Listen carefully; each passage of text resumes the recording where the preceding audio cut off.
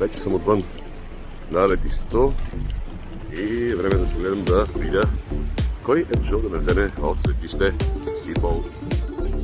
И така, скъпи приятели, както ви казах, кацнахме в Схипол и съм на паркинга, за да видя кой дойде да ме вземе. И колата, която е дошла, е невероятното единствено легално българско такси в Ротердам и Нидерландия.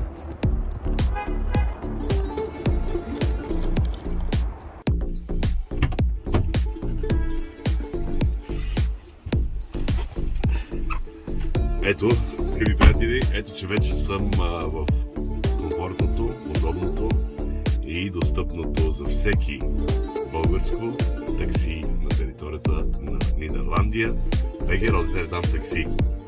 За мен е чест и удоволствие, че отново съм в техните сигурни ръце, за да ме превозят до мястото, където трябва да стигна. Поздрави от мен, Сабин Асенов и БГ Ротердам такси.